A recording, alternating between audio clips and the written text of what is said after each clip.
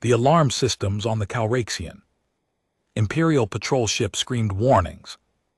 Across every console, Commander Zether's four widened as he stared at the readings that made no sense whatsoever. Something had just appeared in their sector of space, and according to his instruments, it should not exist. Report, Zether demanded, his translator collar humming as it converted his clicks and whistles into standard Imperial language. Science officer Plexna's tentacles trembled as she worked her console. Commander, there is a vessel at coordinates 472. It just dropped out of faster than light travel. But sir, the energy signature is completely wrong. The reactor core is reading as unstable. Actually, it is beyond unstable. By our calculations, it should have exploded approximately 17 minutes ago. Zether felt his scales ripple with unease. In his 40 cycles of service to the Calraxian Empire, he had never encountered a ship that defied basic physics. The Empire had ruled this section of the galaxy for 10,000 years. They knew every species, every technology, every possible ship design. This was something new. Visual scan. Put it on the main screen, he ordered. The screen flickered to life, and every member of the bridge crew fell silent. The vessel before them was unlike anything in the Imperial database. It was crude, angular, and covered in what appeared to be mismatched hull plates. Parts of it were different colors. Burn marks scarred its surface. Most disturbing of all, sections of the outer hull seemed to be held together with some kind of welded patches by the eternal stars. Whispered Plexna, Commander, I am detecting adhesive compounds on critical structural points. They are using some kind of bonding polymer to hold sections together. That is impossible, Zether said flatly. No civilization would send a vessel into deep space in such condition. It would be suicide. Yet there it is, sir, and it is broadcasting a signal. They are attempting to communicate. Zether straightened his uniform. First contact protocols were clear, even when dealing with what appeared to be a flying disaster. Open communication channels. Let us see who is brave enough or foolish enough to travel in such a vessel. The screen changed to show the interior of the alien ship.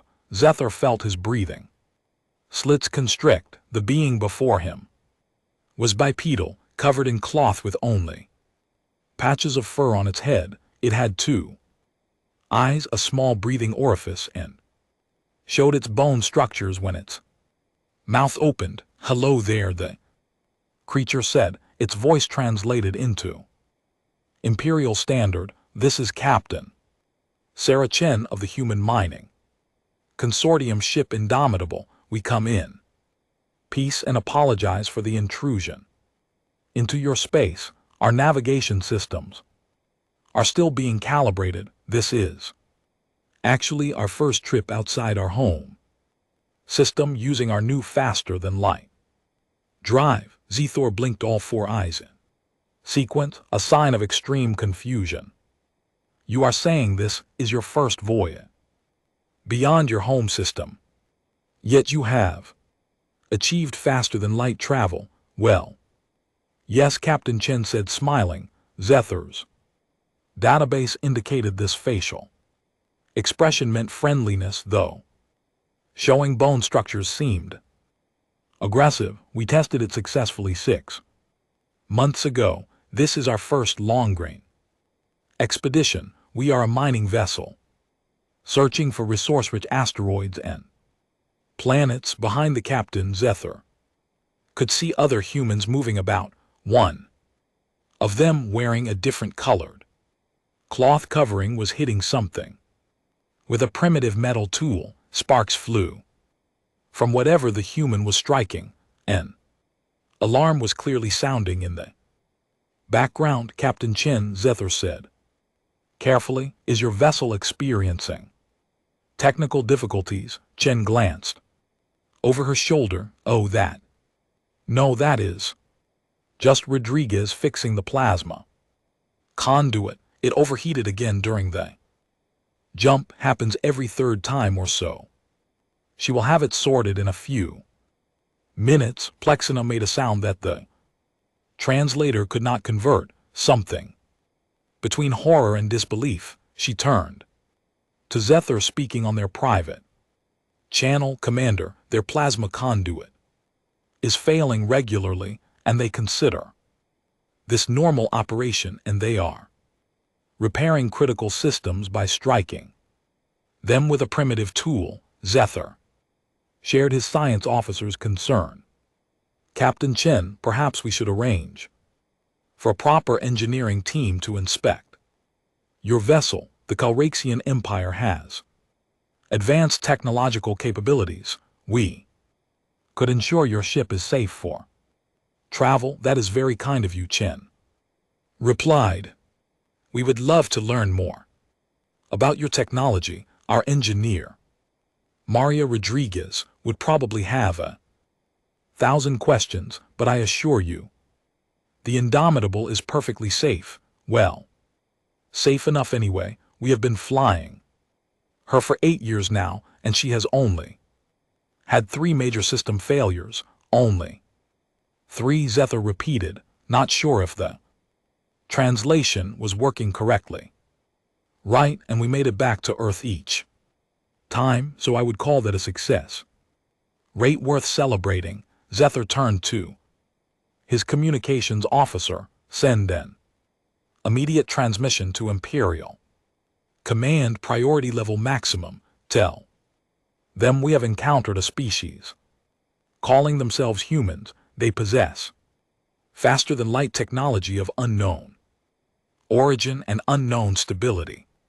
They appear to operate vessels in conditions we would consider catastrophically dangerous. Request guidance. While they waited for a response from command, Zether continued his conversation with Captain Chen. He learned that humanity had only achieved faster than light travel through what Chen called a happy accident during a weapons test. They had been trying to create a new type of defensive shield and instead punched a hole in space.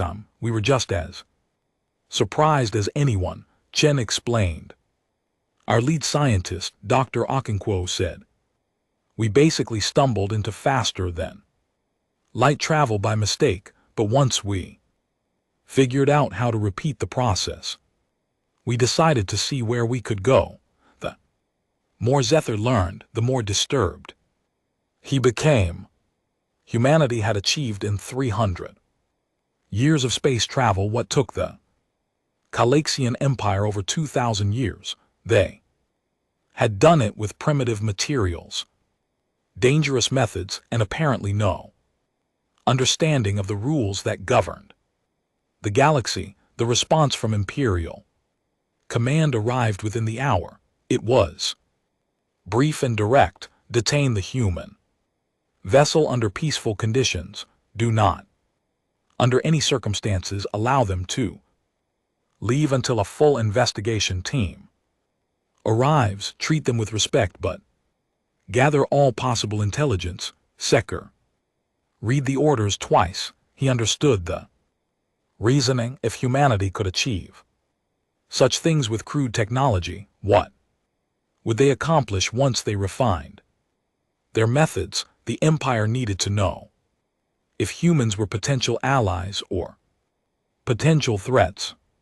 Captain Chen Zether said, choosing his words carefully, the Calraxian Empire would be honored to offer you hospitality. We have a research station nearby with comfortable facilities. Perhaps while you are here, we could arrange a cultural exchange. You could learn about our technology, and we could learn about yours. Chen appeared to consider this. Behind her, Rodriguez had apparently finished her repairs with the metal tool and was giving a gesture with her thumb extended upward, which the database said meant success or approval. That sounds wonderful, Chen finally said. We have been hoping to meet other intelligent species. My crew would love the opportunity. When can we arrange this? Immediately, Zether said. Perhaps too quickly, judging by the slight change in Chen's expression. I mean, there is no need to delay when both our peoples could benefit from sharing knowledge.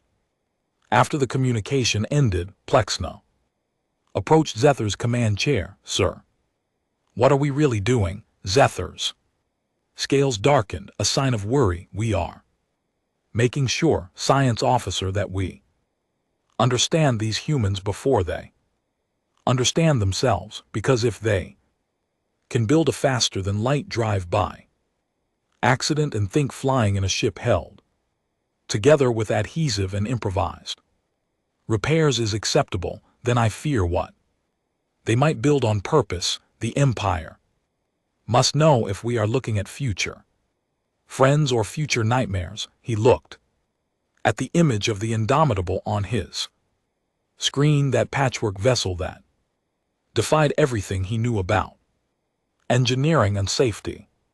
Somewhere in the back of his mind, a thought formed that he did not want to acknowledge. What if humanity's apparent recklessness was not a weakness but a completely different way of thinking? What if they did not see limitations the way every other species did? That thought worried him more than anything else. Director Vosnek of Imperial Intelligence had not slept properly in 3 days. The reports coming from Research Station Gamma 9 were beyond disturbing. They were fundamentally challenging everything the Craxian Empire thought it knew about technological development. She stood in the observation room, watching through reinforced glasses. Her best scientists examined the human vessel called Indomitable. The humans had been cooperative, even enthusiastic about showing the Calraxians their technology. That enthusiasm only made things worse. Play the recording from yesterday again. Vosnik ordered her assistant. The holographic display showed Engineer Maria Rodriguez standing in front of the human ship's reactor core. 3 of the Empire's top reactor scientists stood with her, their tentacles and appendages quivering with barely controlled horror. So this is a fission reactor, Rodriguez was saying, patting the metal housing like one might pat a domesticated animal. We know it is old technology, but it works great for us. We have modified it to run at about 300% of the original design specifications. 300%. One of the Calraxian scientists had asked his translator caller, struggling with the squeaking sounds of distress he was making. The reactor should melt down at those levels.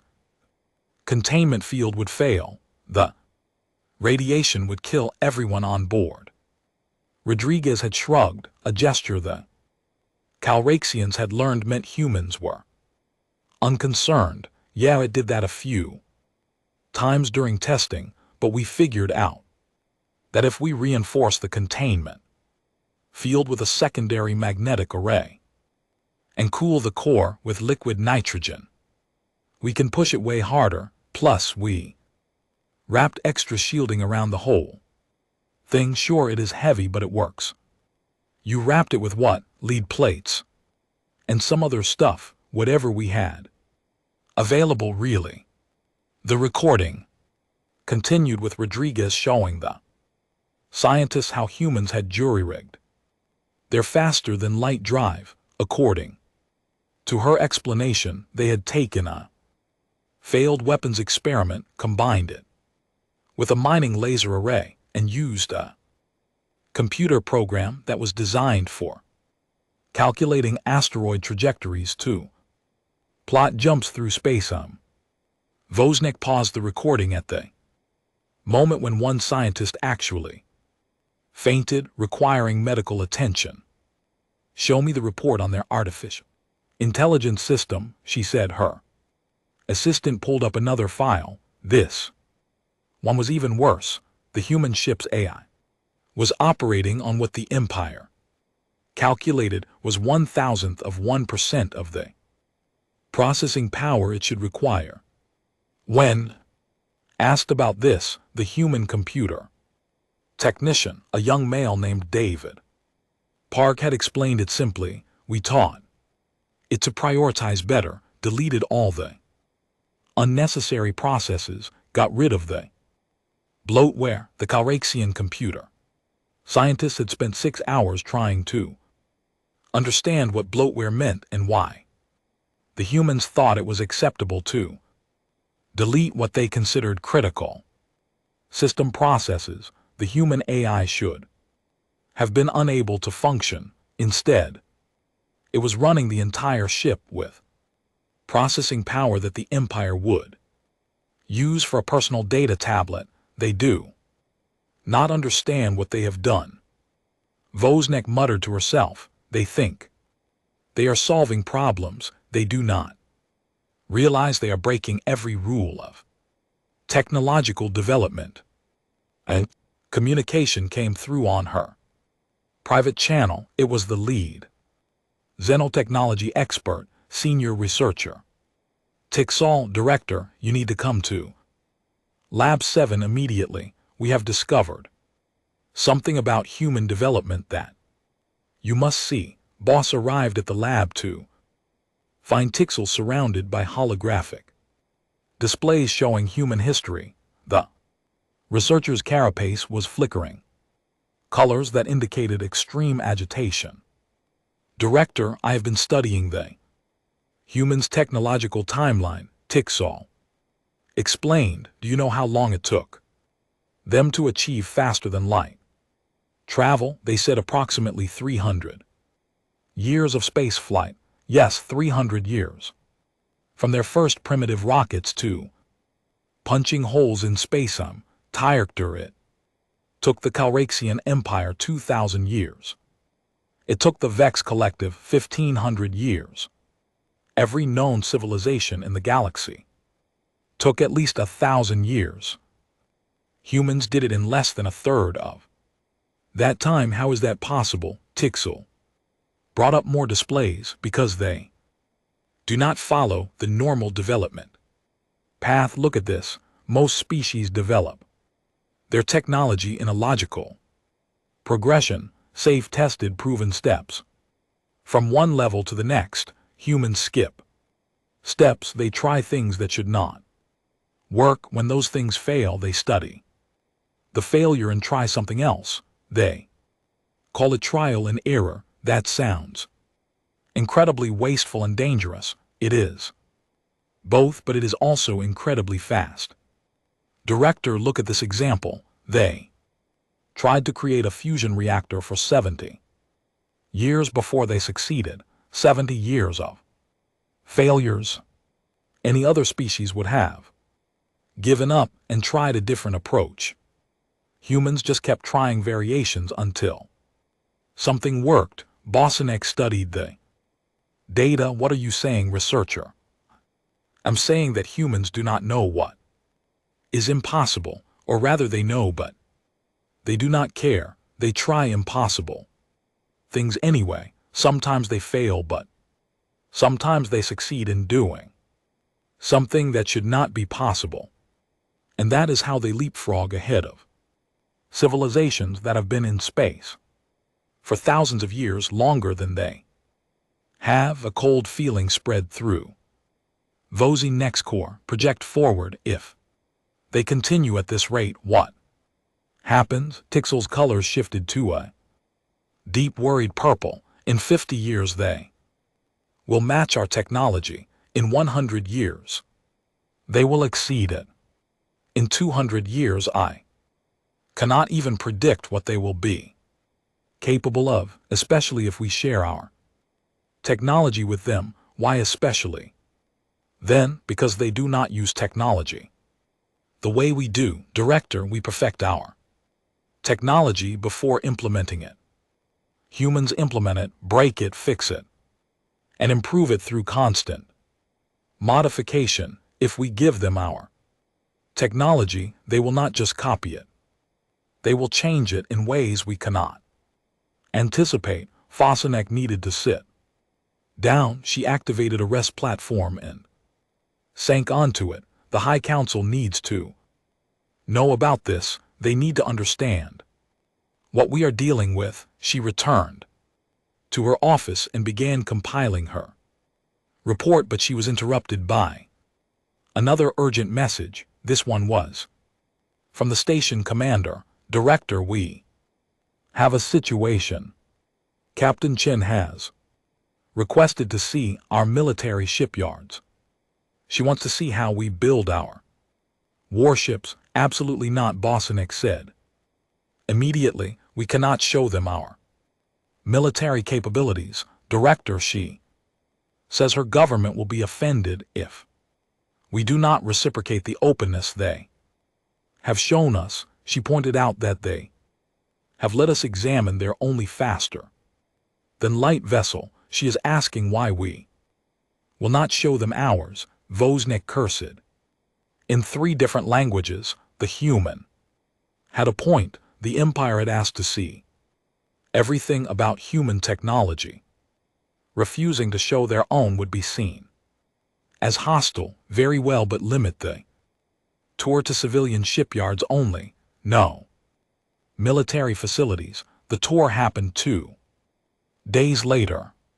Vosnek watched through security feeds as Captain Chen and Engineer Rodriguez walked through one of the Empire's civilian construction facilities. The humans were impressed by the clean automated processes, the precision manufacturing, the quality control systems. But then Rodriguez asked a question that made Vosek's scale stand on end. This is amazing technology, but why does it take 3 years to build a ship this size? We could build this in about 8 months. The Craxian engineer giving the tour had looked confused. Quality control requires extensive testing at each phase. We must ensure every component meets exact specifications before proceeding to the next step. Safety protocols demand no less. But what if you tested as you went, built and fixed problems as they came up? Rodriguez asked. That would be extremely dangerous and inefficient, would it though? I mean, you would finish faster and you could improve the design during construction based on what you learned. The Calraxian engineer had no response to that. It went against everything the Empire believed about construction and safety. That evening Vossen sent her report to the High Council. She marked it with the highest priority classification. Her conclusion was simple but terrifying. Humanity had achieved faster than light travel with primitive technology, dangerous methods, and no respect for established limitations. They improved through failure rather than through careful planning. They took risks that would horrify any other species. And they had done all of this completely isolated with no guidance from advanced civilizations. The question was not whether humanity would become a major power in the galaxy. The question was whether the galaxy was ready for what would happen when humans started learning from other species and applying their unique approach to alien technology. Bosanek ended her report with a recommendation. The Calraxian Empire should establish a defensive pact with humanity immediately, not because humans were a threat right now, but because they would become one. Eventually, better to have them as friends than as enemies. She sent the report and hoped the council would listen, because if they did not, Bosnick suspected the Empire might learn a very hard lesson about underestimating species that did not follow the rules. The border region between the Calraxian Empire and the Thex conglomerate had been tense for months. Both sides had assembled fleets, each watching the other across the invisible line that separated their territories. Commander Zethar, now assigned as the official Calraxian liaison to humanity, found himself at Proxima Station with a very uncomfortable feeling. Captain Chen had offered to position the Indomitable as neutral ground for peace negotiations. The humans, being new to galactic politics, thought they could help. Zethar had tried to explain that these tensions had existed for centuries, but Chen had simply smiled that bone-showing smile and said that sometimes a fresh perspective helped. Now Zethar stood on the bridge of his command ship, watching as representatives from both sides met. Aboard the human vessel, the Indomitable sat directly on the border, equidistant from both fleets. It was either very brave or very foolish with humans. Zethar had learned these were often the same thing. Sir, we are detecting unusual activity in the fleet, his sensor officer reported. 3 ships are breaking formation. Zethar felt his scales prickle with alarm. Identify those ships. They are the assault carriers, sir. They are moving toward the border at high speed. This was bad.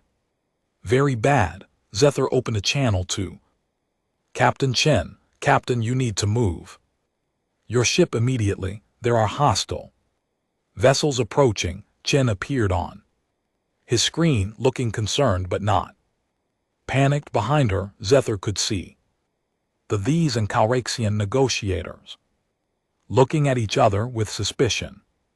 Commander, if we move now, both sides will think we're taking sides. We need to stay neutral. Captain, you do not understand. Those are extremist vessels.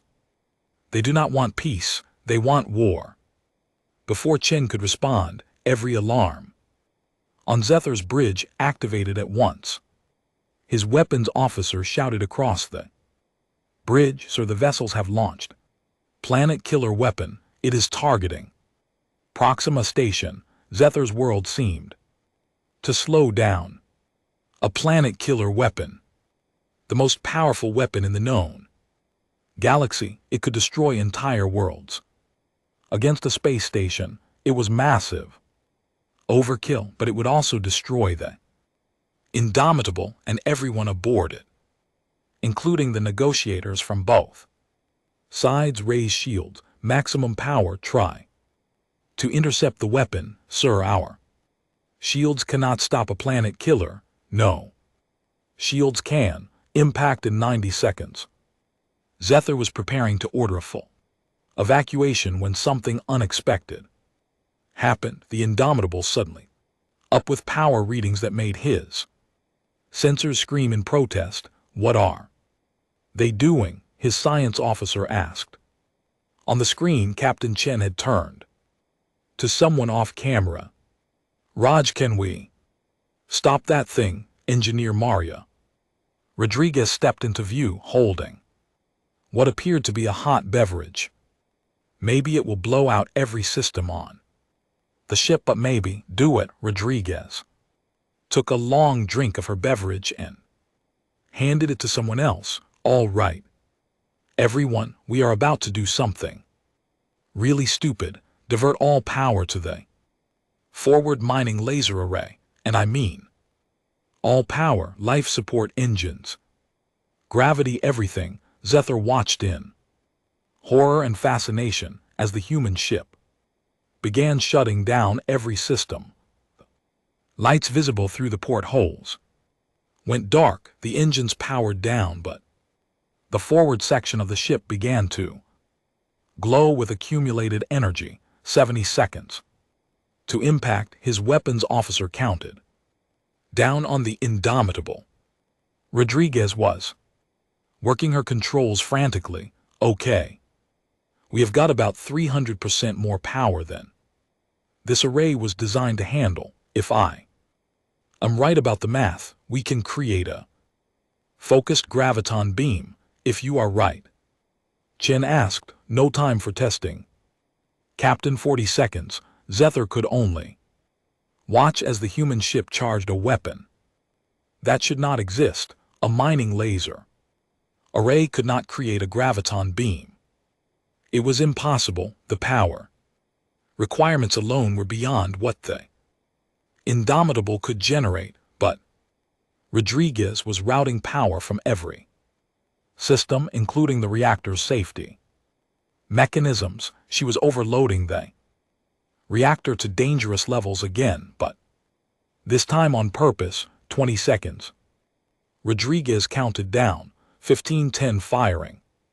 The Indomitable unleashed a beam of energy that lit up every sensor for light years. Zephyr's eyes hurt from looking at the screen. The beam struck the planet killer weapon and wrapped around it like a physical hand. For 3 seconds nothing happened. Then the weapon's trajectory began to change. Slowly at first, then faster. Rodriguez was using the graviton beam to push the weapon away from the station, away from the fleets, out into empty space. Hull temperature critical, Rodriguez reported calmly. Reactor at 400% capacity. We are going to lose main power in 5432. The beam cut off. The Indomitable went completely dark, but the planet killer weapon continued on its new course, sailing harmlessly into empty space, where it detonated far from anything important. Zephyr realized he had been holding his breath. Around his bridge, his crew was staring at the screens in shock. Silent, the Theek's fleet was in chaos. The extremist ships fleeing before they could be held accountable. Get medical teams to the Indomitable immediately. Zephyr ordered. They will have casualties from life support failure. But when his rescue teams arrived at the human ship, they found something that made no sense. The humans were fine. Uncomfortable, certainly, they were. Floating in zero gravity, breathing from emergency oxygen tanks, and several small fires were burning in unattended sections, but they were alive and already beginning repairs. Rodriguez. What happened? Chen was asking as she used a fire extinguisher on a control panel. What happened? We just pumped the equivalent of a battle station's power output through a mining laser. Every system is fried. Life support is gone. Artificial gravity is offline. The reactor is in emergency shutdown. Hull integrity is at 60%, and I am pretty sure the coffee maker exploded, but we are alive. Yeah, Captain, we are alive. And so is everyone at that station. Rodriguez pushed herself through zero gravity to another console and began pulling panels off to access the wiring underneath. Give me about 6 hours and I can get life support back online, maybe 12 for engines. The Calraxian rescue team leader approached Chen in the darkness. Captain, we need to evacuate your crew. Your ship is not safe. Chen looked around at her crew, who were already pulling out tools and beginning repair work by flashlight. Thanks for the offer, but we have been in worse situations. We will stay with our ship. Worse than this? Sure, there was that time near Jupiter when we lost engines and life support for 3 days, or the incident at the Mars colony when the reactor actually did shut down. We are used to making repairs under difficult conditions. The rescue team leader had No response to that, he returned to his shuttle and reported to Zethar that the humans had declined evacuation and were repairing their ship in the dark in zero gravity with fires still burning in some sections. Zethar immediately called an emergency meeting of both fleet commanders. The commander was already offering apologies and promising to deal with the extremist faction, but Zethar barely heard the diplomatic discussions. His mind was elsewhere. He kept thinking about what the Indomitable had done. That ship, that improvised mining vessel, held together with determination and improvised repairs, had just accomplished something that would require a battle station's power output. A ship with a crew of 30 had stopped a weapon that should have destroyed thousands, and they had done it by overloading every system, ignoring every safety protocol, and just trying something that should have been impossible. Later, when his shift ended, Zethar sent a private message to Director Vosnik at Imperial Intelligence. The message was brief but urgent. Director, we need to revise our threat assessment of humanity. Today I watched them stop a planet-killer weapon with a mining ship. They achieved this by deliberately breaking their own vessel and accepting catastrophic damage.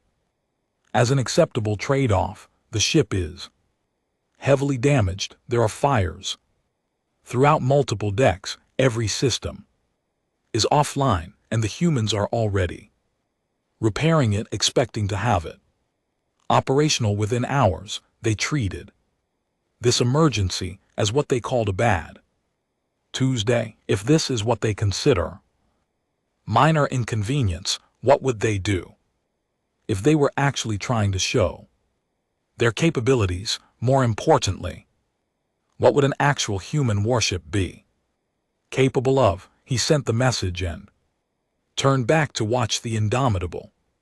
In the darkness, he could see flashlights moving inside the hull as humans crawled through damaged sections, repairing their ship through sheer stubbornness. Already, some sections were starting to show lights again as power was restored. The galaxy was not ready for humanity.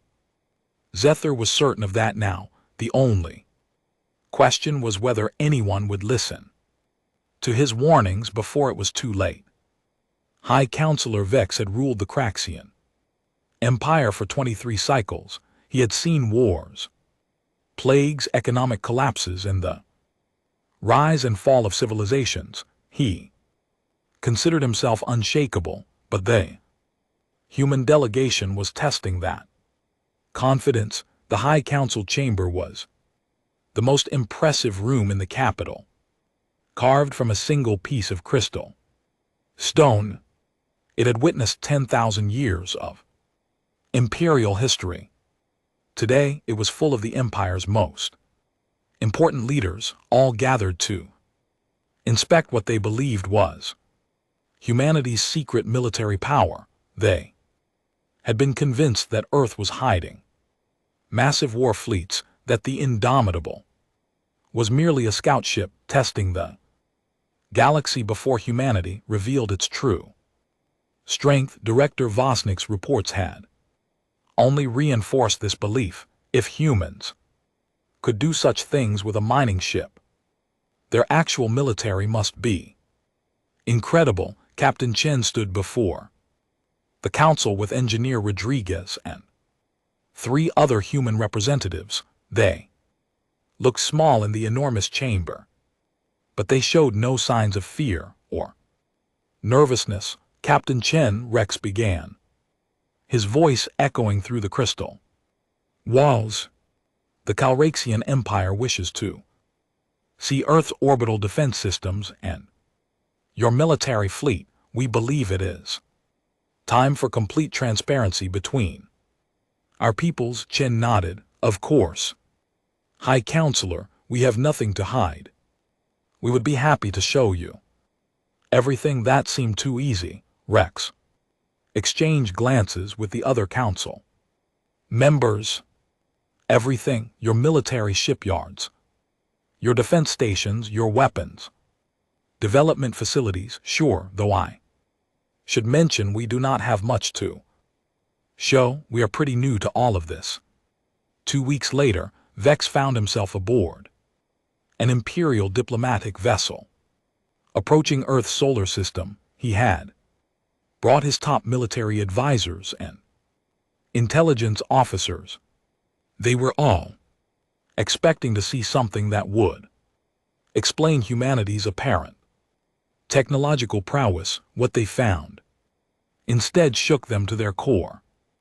Earth's orbital space was busy with activity, but it was not the activity of a military power. The humans had constructed various stations and satellites, but they were clearly civilian in nature. Communication arrays, scientific research platforms, manufacturing facilities. There was a defense grid of satellites, but Vex's military advisor took one look at them and made a sound of disbelief. Hi, Counselor, those defense satellites are held together with the same improvised construction methods as the Indomitable.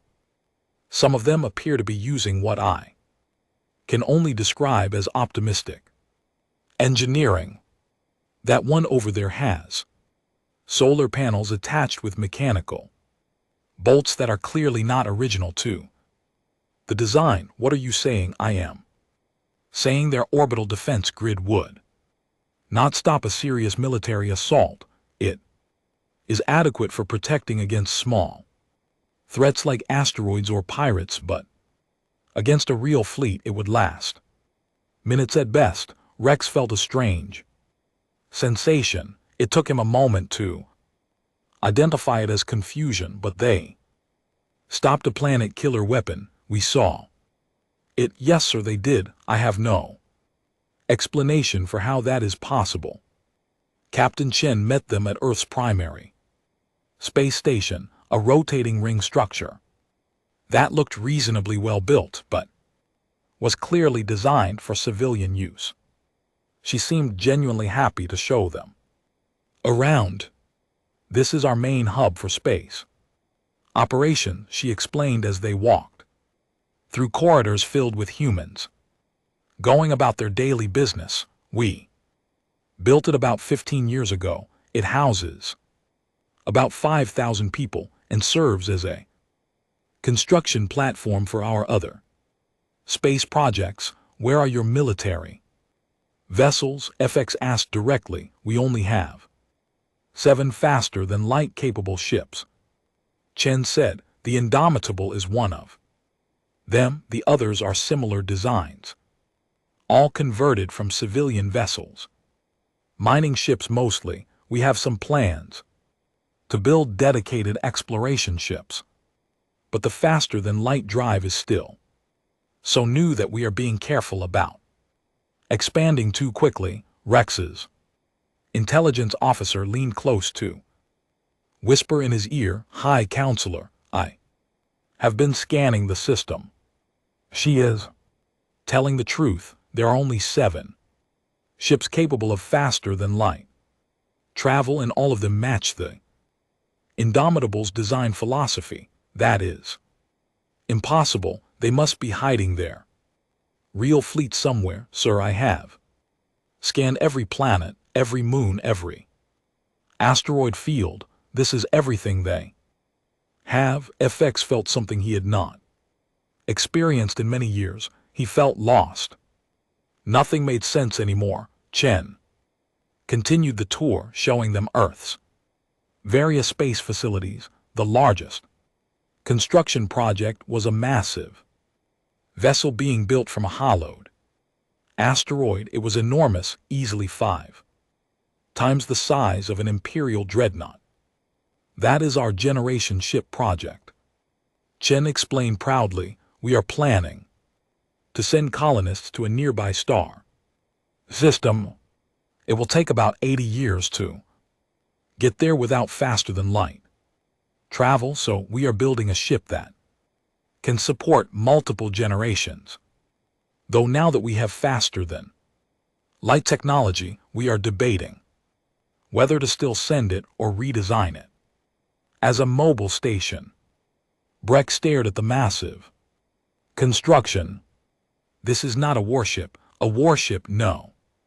High Counselor, this is a colony ship. It will carry about 10,000 people, with supplies, equipment, and everything needed to establish a new settlement. But it is enormous. You could mount weapons on this that would rival anything in the galaxy. Chen looked at the ship with a puzzled expression. I suppose you could, but that is not what it is for. We built it to carry people, not to fight. Rex's military advisor was making calculations on his data pad. High Counselor, if they mounted weapons on that vessel, it would be the largest warship ever created. The armor plating alone would make it nearly indestructible, and they are building it from an asteroid, which means the raw materials cost them almost nothing. But Chen was already moving on, showing them the various satellites and smaller stations. She pointed out a research facility studying solar radiation, a manufacturing plant that produced new hull materials, a farm station that grew food in zero gravity. It was all civilian, all peaceful, all focused on expansion and exploration, not conquest or war. That evening, the Imperial delegation gathered in their ship to discuss what they had seen. FX looked around at his advisors, all of whom seemed as confused as he felt. This makes no sense, Freck said. We have seen what the Indomitable can do. We have seen humans achieve things that should be impossible, yet their military is virtually non-existent. Director Vosnik, who had joined them for this visit, spoke quietly. High Counselor, I think we have been asking the wrong question. Explain. We have been asking where their military fleet is, what weapons they are hiding. But what if they are not hiding anything? What if this really is everything they have? Then how did they stop a planet killer weapon? Because they were not trying to demonstrate military power. They were trying to save lives. They did not use a warship. They used what they had available, a mining ship, and they pushed it beyond all reasonable limits to accomplish their goal. Rex began to understand. You are saying the Indomitable is not a weak example of human capability. It is a perfect example. Exactly. Humans do not build specialized tools for every situation. They take whatever they have and make it work for whatever they need. Indomitable stopped a planet killer because the humans aboard her decided that was what needed to happen, and they found a way to make it happen. Rex's military advisor added his thoughts. Counselor, we have been thinking about this wrong. We assumed humans were hiding a powerful military, but what if their strength is not in their military at all? What if their strength is in their ability to turn anything into a weapon when necessary? That colony ship, another advisor said, they could turn that into the most powerful warship the galaxy, but they will not unless they have to. Rex felt a chill run through his body, because if they needed to, they would simply convert it the same way they converted mining ships for exploration. Bosnick nodded. And they would do it quickly without the years of planning and testing that we would require. They would just start building and fix problems as they appeared. Silence filled the room as everyone absorbed this realization. Finally, F spoke. We came here expecting to find a hidden threat. Instead, we found something more terrifying. We found a species that does not build for war but could become a military power, faster than we can respond if they ever needed to. What do we do? High Counselor Rex thought about his options. The Empire could try to limit human expansion. They could refuse to share technology. They could treat humanity as a potential threat, or they could do something smarter. We make them our allies. Vri said firmly. We offer them a full technology exchange and a defensive pact. We share our knowledge with them and they share theirs with us. But sir, if we give them our technology, they will advance even faster. Yes. Which is why we must ensure they have no reason to ever become our enemies. Because right now humanity is focused on exploration and expansion. They are thinking about colony ships and scientific research, but if we make them feel threatened, if we try to contain them, they will start thinking about defense, and once they start thinking about defense, they will build weapons. And based on what we have seen, their weapons will be unlike anything the galaxy has ever seen. F stood up, his decision made. I will propose the alliance to the High Council when we return. Captain Chen and her people will be our friends, not because we fear them now, but be one. Year had passed since the Craxian Empire and humanity signed their defensive pact and technology exchange agreement. Commander Zether, now permanently assigned as the Imperial liaison to Earth, stood in the observation deck of a joint Empire-human shipyard in orbit around Mars. He was watching something that filled him with equal parts fascination and dread. Humanity was building its first purpose-built warship. The vessel was enormous, larger than anything in humanity's current fleet, but smaller than an Imperial dreadnought. It hung in the construction frame like a predator waiting to be born. Engineers from both species swarmed over its hull, but Zether had learned to spot the difference. Calraxian engineers worked methodically, following plans exactly. The human engineers worked in organized chaos, constantly modifying designs as they built.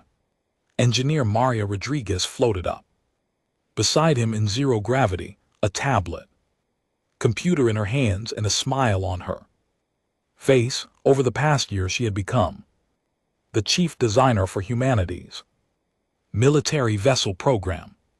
The Calraxian engineers were both impressed and terrified by her. What do you think, Commander? She asked, gesturing at the ship. Pretty impressive, right? I think I'm afraid to see it completed, Thor said honestly. Rodriguez laughed. You and half my team, even some of the human engineers, think we have gone too far.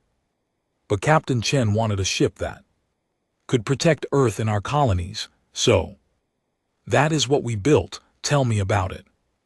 Prepare me for what? The High Council will see when they come for the christening ceremony tomorrow. Rodriguez pulled up schematics on her tablet. Okay, so we started with the basic Calraxian heavy cruiser design that you shared with us. Great ship, very solid, very safe. Then we made some modifications. What kind of modifications? Well, first we took your shield technology and combined it with our overclocked reactor design. Your shields are powered at conservative levels for safety. We figured out that if we pump more power into them, they get stronger. A lot stronger. Zether felt his scales tingle with concern. How much stronger? About 5 times standard strength. Maybe 6 times if we really push it.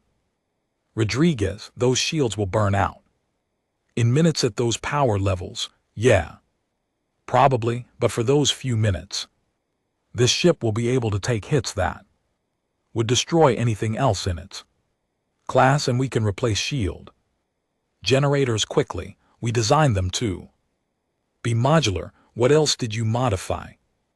Rodriguez scrolled through her notes. The weapon systems, we simplified them. Zethar knew he was going to regret asking, but he had to know. How do you simplify weapon systems? We removed most of the safety protocols and limiters. Your weapons are designed to fire at a steady, sustainable rate.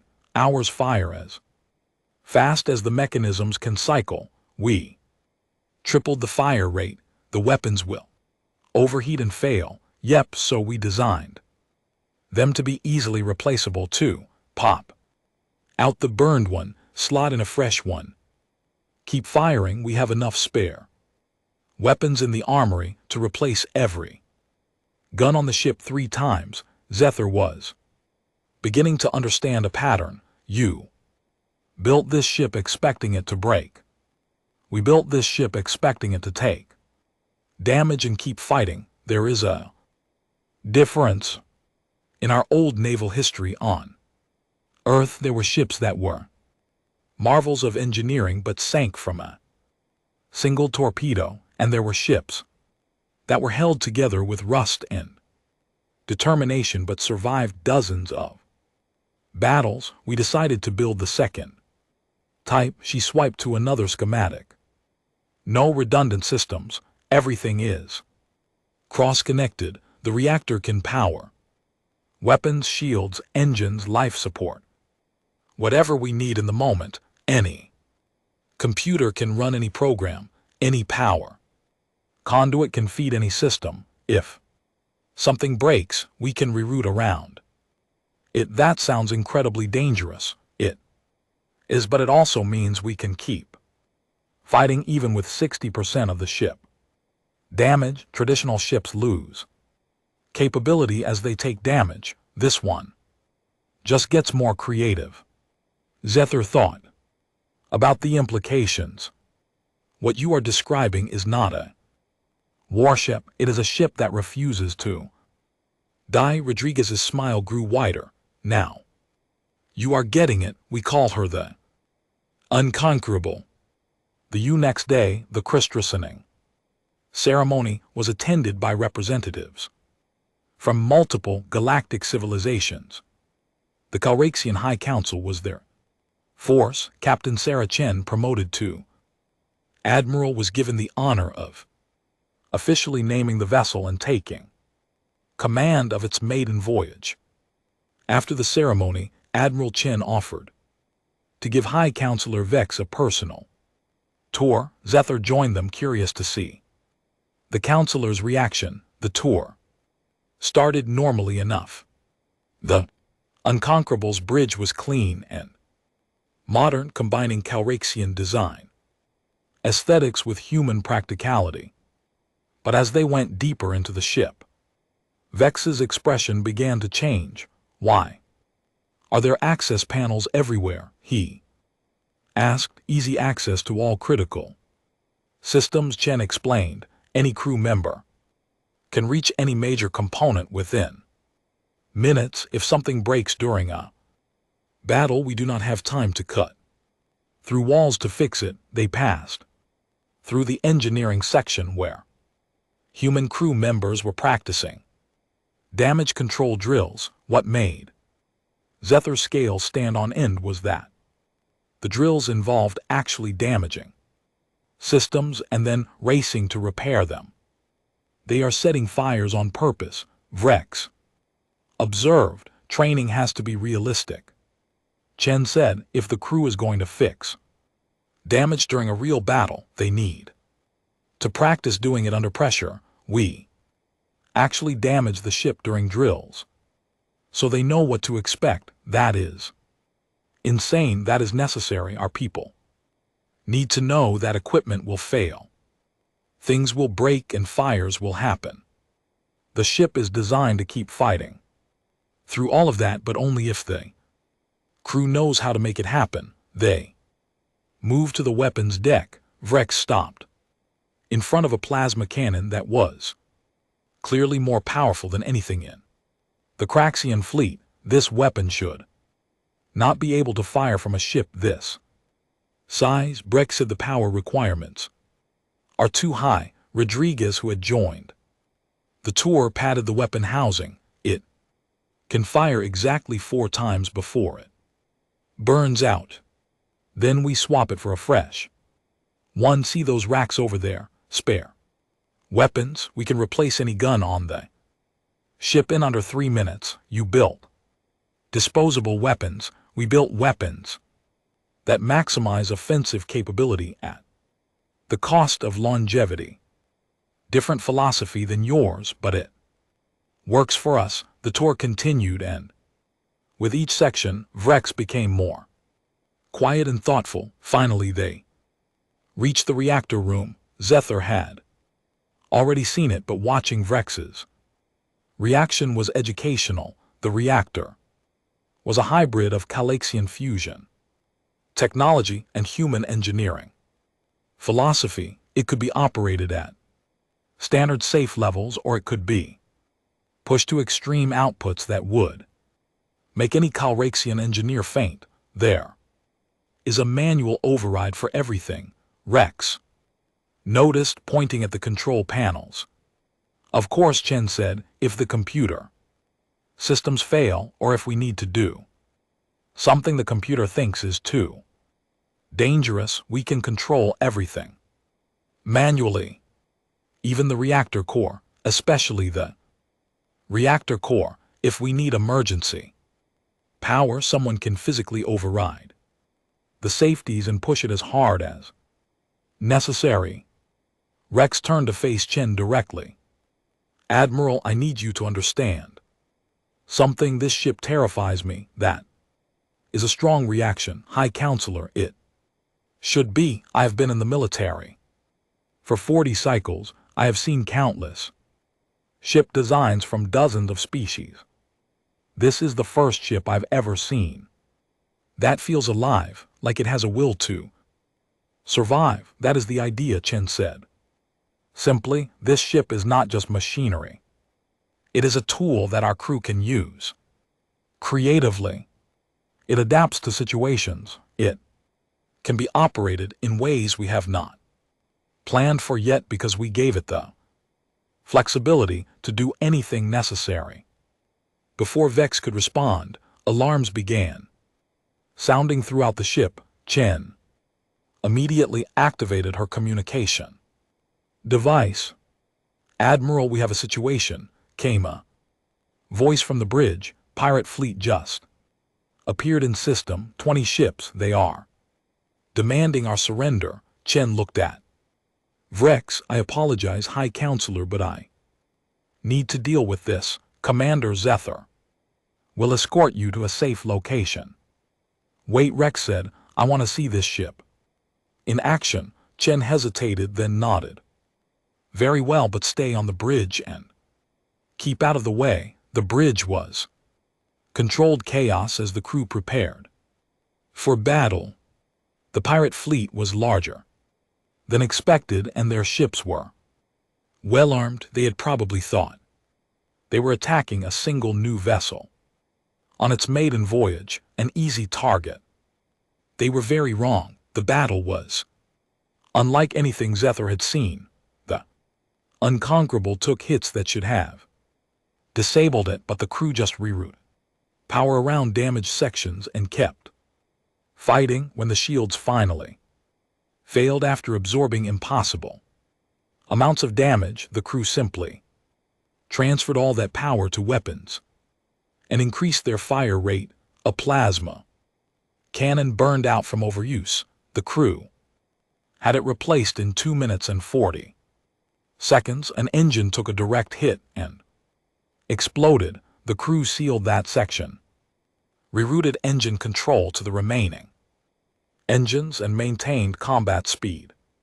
The pirates were trying to disable a ship that refused to be disabled. They were fighting an enemy that treated catastrophic damage as a minor inconvenience.